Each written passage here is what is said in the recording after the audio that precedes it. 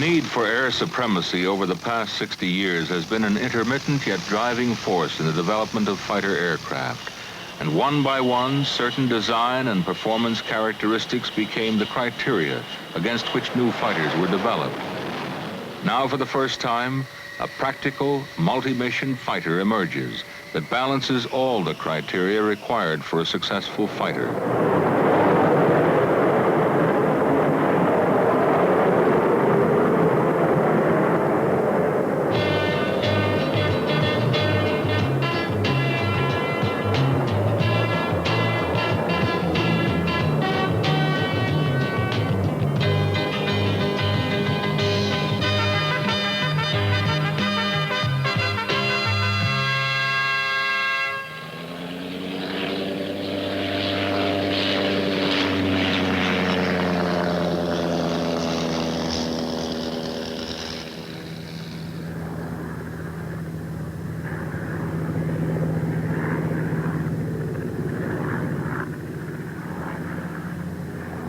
When you consider that man had just succeeded in sustaining powered flight for a matter of seconds in 1903, it was more astounding that in 1917, an agile flying machine mounting synchronized guns was influencing the outcome of large-scale war on the Western Front and forging a doctrine of air supremacy that would affect the conduct and outcome of all subsequent wars.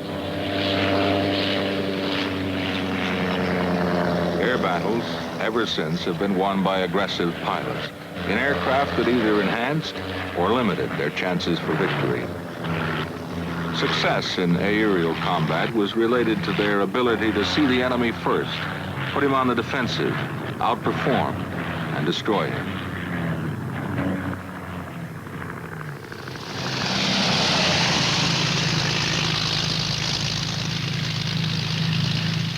While the maneuverings of Lufbery and Immelman have not changed, design characteristics that would allow the pilot to keep track of the enemy once he was found, then outmaneuver and outlast him, were to influence the development and success of every fighter in the years to come. It took 20 years and the certainty of war in Europe to obsolete the biplane and cause the development of two all-metal low-wing fighters, the Me-109 and the Spitfire, each earning a legendary place in history during the Battle of Britain. Common to all fighters of boundary-conscious European nations, the Spit and 109 were both short-legged defensive machines. The Me-109 could outclimb and outdive the Spit, enjoyed some altitude advantage, had longer range armament, but visibility from its small canopy was quite poor. The Spitfire, with better visibility, was slightly faster, having excellent handling qualities and outstanding high-altitude maneuverability. Its excellent turning ability and its firepower proved decisive in the air war over Britain. Agility, then as now, meant responsive aircraft with superior acceleration and tight turning characteristics. Beyond the skies over England, however, long-range strategic bombing missions deep into enemy territory were suffering dramatic losses for lack of escort protection the defensive fighter could not furnish. 3 U.S. fighters progressively solved this problem. Of the P-38, P-47, and P-51, it was the 51 with large internal fuel capacity that was able to accompany heavy bombers to the extreme limits of their operations. The Mustang combined the best climbing, turning, and diving characteristics of European fighters, had much improved visibility, and produced a kill ratio of 7-to-1. As the most versatile fighter of World War II, the P-51 added the criteria for endurance to future fighter development. In the Pacific, Japanese pilots were flying lightweight Zeros that displayed an exceptional combination of maneuverability and range, but could sustain little in the way of battle damage.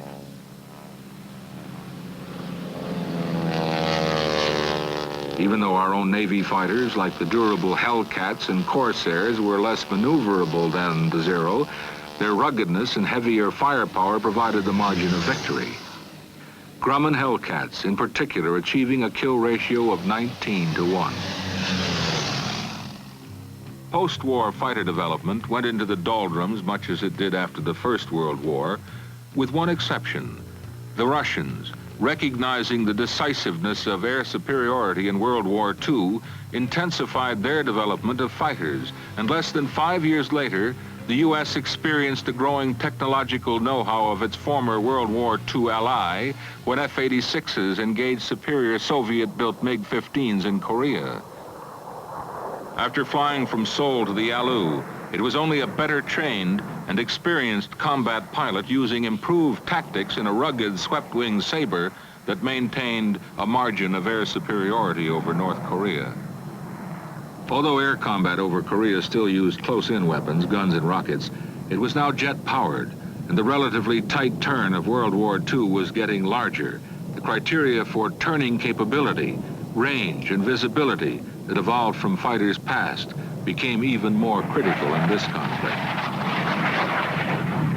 By 1953, when the Korean War ended, the Soviets had already put their next MiG, the 17, into service, and then methodically produced the MiGs 19 and 21, all in a 5-year period. And the U.S. has faced all 3 of these highly maneuverable fighters in Vietnam. For the first time in the history of air combat, Vietnam saw the use of guided missiles as the primary air-to-air weaponry. U.S. fighters using mid-range Sparrow missiles were able to destroy enemy aircraft beyond visual contact using a radar weapon system that detects, acquires, launches, and guides this missile to the target. When close-in combat was experienced, the infrared guided Sidewinder accounted for most MiGs destroyed by U.S. fighters.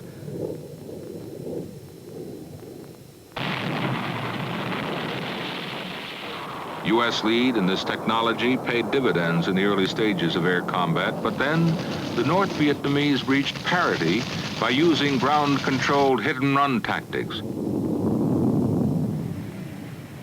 Only improved command and control and intensified air combat training regained U.S. advantage. The F-4 Phantom just barely held its own in this electronically dominated airspace because it is an interceptor used as a fighter, finding it difficult to compete with a fighter designed as a fighter. Holding our own has been a matter of complicated tactics, intensive training, and 2 able men offsetting hardware deficiencies. This is an expensive and time-consuming remedy and would be futile if we found ourselves either without the time to accomplish it or up against an enemy with equal or superior skills coupled with better machines.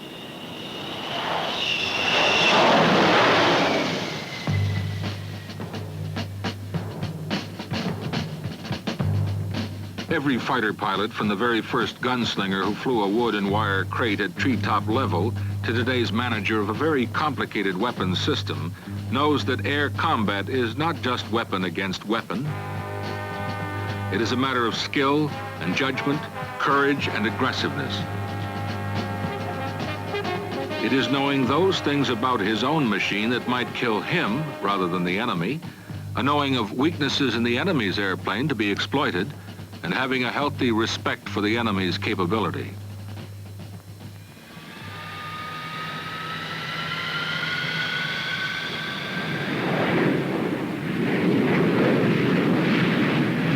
There is little way for the layman to experience the air combat environment, but one way to capture something of this violence is to sense visual relationships using motion picture cameras, installing them where the viewer can account for his own airplane, the terrain, the horizon and sky, and the enemy all at once.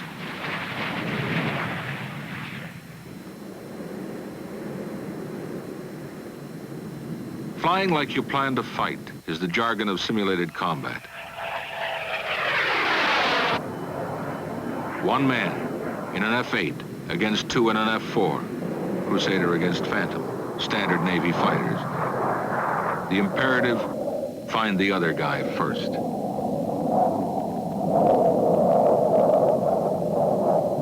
Having achieved initial firing position because of its better radar, the F-4 gets first advantage. Tally-ho, 9 o'clock, low, 6 miles. To counter the Phantom's advantage, the Crusader must execute a defensive turn. The F-8 pilot meets the Phantom head-on. Now all the action is outside the cockpit.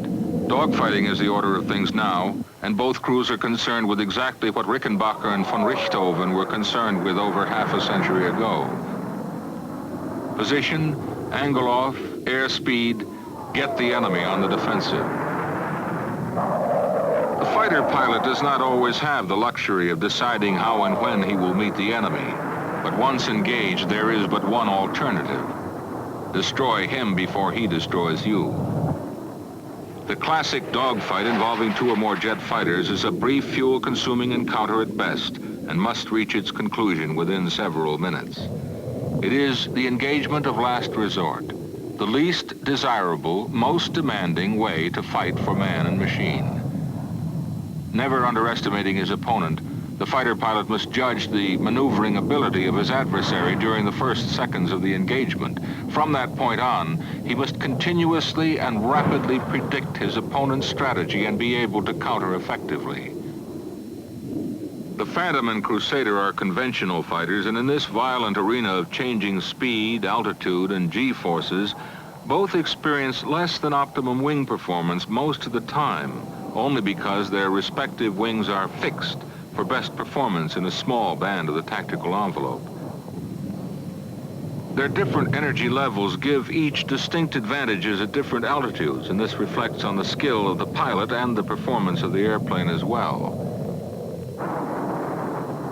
Keeping visual contact and never looking in his cockpit for one moment, he must also assess the effects of sun and clouds and include these in his own battle strategy. All this will occur during extreme and rapid altitude changes from the deck to 35,000 feet, and he will experience equally rapid and debilitating physical forces on his whole system from 0 to 7 Gs. While undergoing these conditions, he must not think about flying his own machine, or where the horizon is, or whether he's right side up or upside down, or whether the machinery is working or not working, whether it's stalling or not stalling. His whole consciousness glued to the enemy's airplane. During an average 120-second fight, he may get 2 or perhaps 3 brief opportunities to destroy his opponent. And in these seconds, he will have to select the most effective weapon at his disposal, fitting range, speed, and angle off to the circumstance of the moment.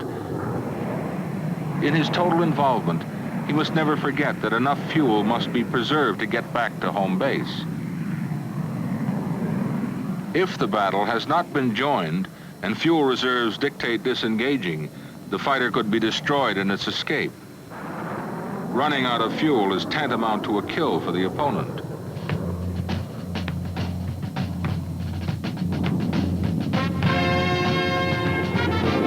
Today's air combat training involved 2 airplanes. Tomorrow it could be 4 or 6. The goal is to teach the pilot every fighter tactic in the book, never to consider being on the defensive, to exploit and become one with his own machine, to exploit the weaknesses of the adversary and his machine.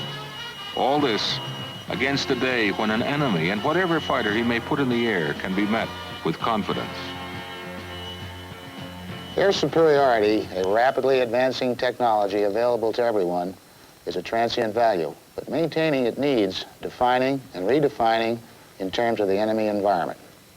Reviewing for a brief moment, this highly maneuverable swept-wing MiG-21 is an air superiority fighter better than any in our operational inventory.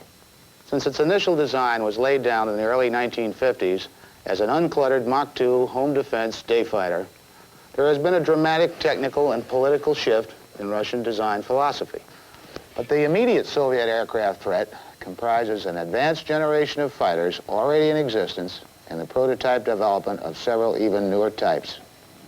Flogger, a swing-wing frontline tactical fighter, is operational. This is an aircraft operating at altitudes up to 50,000 feet at speeds of Mach 2.3, also possessing maneuverability and a combat radius in excess of the F-4 Phantom. Foxbat, a new extended performance fighter, is now operational and has been seen in an area of potential conflict. It is thought to have multiple air-to-air and long-range air-to-surface missile capability at a speed of Mach 3.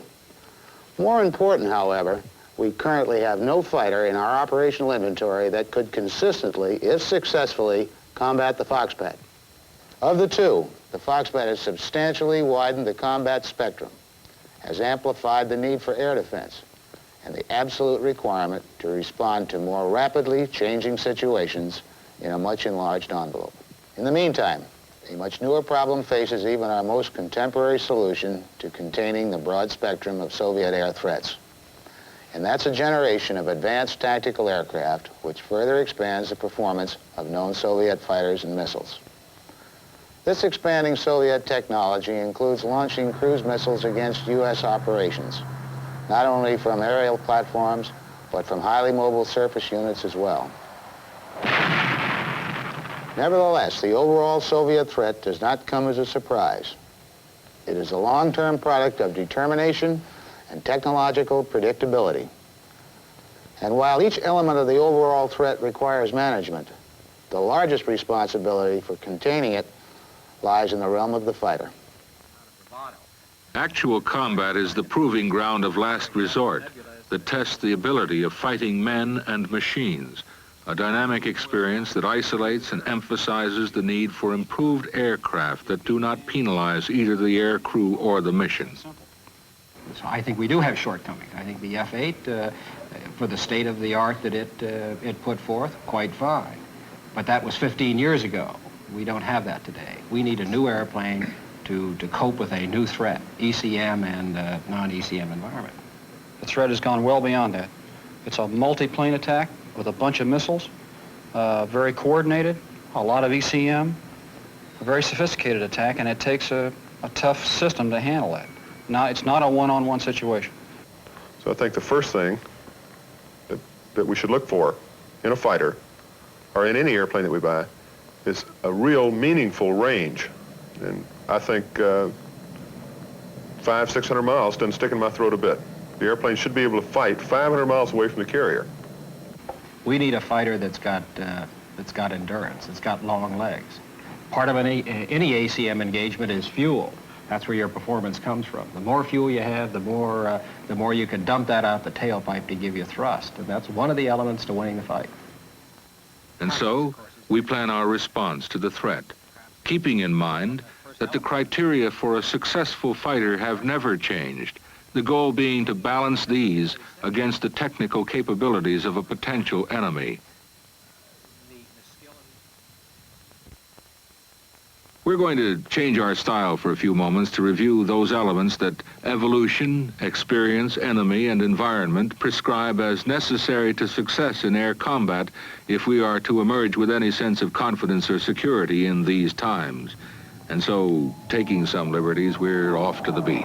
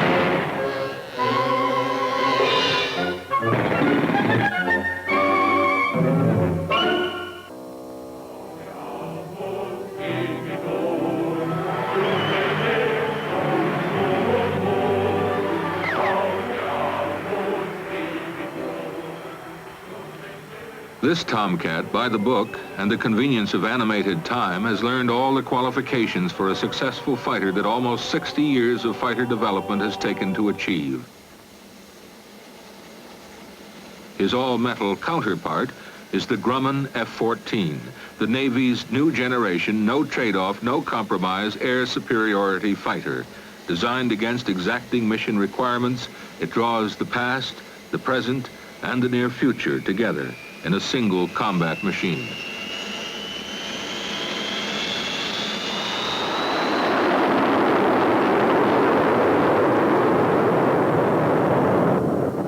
The F-14, combining exceptional power and a variable sweep wing, has the energy and maneuverability vital to controlling fighter engagements. Tomcat's ability to automatically adjust its wing to its speed allows for unmatched agility in close turning combat. The initial impression is that a plane that size just can't turn like it does. We for years have been watching the threat type aircraft or simulation or the threat itself from over our shoulder because they can outturn any fighter we've had in Vietnam, F-8s and F-4s. So here we give a fighter the capability to turn. When you put that in combination with the vertical capability of the aircraft, you always shaking your head and say, you know, it's just not possible for an airplane to turn like this.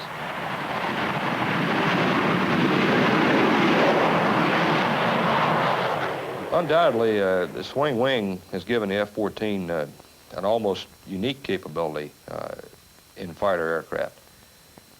With the wing forward, you have a straight wing airplane that at real slow speeds, I'm really talking less than 200 knots, is a fantastic turning aircraft. It probably compares favorably with a T-28. With a wing aft, the airplane has surprised all of us with the turn capability it has. If you look at it very simply, however, it's a delta wing airplane with a wing at 68 degrees. And delta wing airplanes are known turners. Tomcat's all-internal fuel capacity accounts for some of its size, gives it extended range and endurance, lets it take the fight to the enemy and once engaged has the combat fuel needed to win. The F-14 is its own tanker. It carries a bag of fuel and in most cases is not required for tanking on the typical mission to get you way out there and get you way back. For instance, this airplane can leap off from the carrier with a fighter load, 4 missiles, sparrows, a full gun, a couple of sidewinders, full internal fuel, no tanks, run out 350 miles, engage for 2 minutes at max AB, hustle back the ship, hold overhead for 20 minutes, and land with 2,000 pounds of fuel. That's without tanking and no external tanks. This is at least twice the distances most of us are used to as far as a range for a combat situation in a fighter role off the carrier. The detection range of its AUG-9 weapons system is 3 times that of any in existence, allowing much earlier detection, initial positioning, first firing, and maneuvering for next advantage. The real capability that the F-14 has is multiple track of targets and multiple launch, simultaneous launch at several different targets. If you look at the way the Russians run their tactics, run their exercises, it's fairly obvious you're going to be faced with a number of different targets. This system can detect targets at ranges in excess of twice the range that an F-4 could do it, and can track multiple targets and shoot at those guys at really long ranges. It's really the only, I feel, viable weapon system to counter the Russian threat. Taking advantage of this versatile system, the Tomcat employs both number and variety of weapons, from Phoenix missile to Vulcan cannon, can punch hard at extreme ranges, close in, and anywhere between. The F-14 has some tremendous advantages over past fighters from a backseater's point of view. In the ACM mode, you can actually see out of this airplane. Visibility is unrestricted or nearly unrestricted in all quadrants. You can twist in your seat enough to see right between the vertical tails. It's a tremendous asset in a dogfight situation. Controllability is this fighter's trademark, at the maneuvering extremes of air combat to its behavior around the ship. An honest, safety-prone machine throughout its tactical envelope. I think one of the big advantages that the swing wing obviously is going to give us is the shipboard roll. We've got an airplane that's going to come aboard ship at less than 120 knots with the design specifications on the landing gear as far as withstanding high sink rates. We've got an airplane that should have a very impressive safety record. When Tomcat is based ashore, its stole-like qualities allow it to land in 1,800 feet and get airborne again in 900 feet, completing the entire evolution in less than 3,000 feet.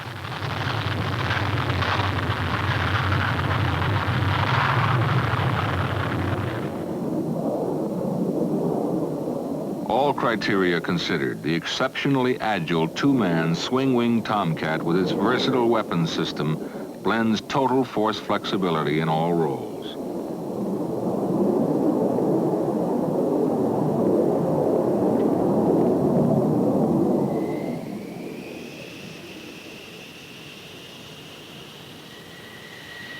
Since there are no points for second place in air combat, the F-14 is by design a criteria-conscious combination of hardware and performance that allows us to match wits with any situation an enemy might create now or in the near future. The F-14 evolved from a requirement to satisfy a multi-mission air superiority fighter role while stressing high performance and close-in air combat maneuvering capability. The F-14 can take the fight to the enemy, and as a dogfighter can outperform any threat airplane flying today or postulated for years to come. A careful blend of superb performance, flexible weapons loading, and combat endurance, this new generation fighter was designed for reliability and ease of employment. Though complex, it is a weapon system with a balanced combat capability, superior to the threat as we see it now, yet designed to absorb as much future technology as can be applied to threats we can reasonably predict.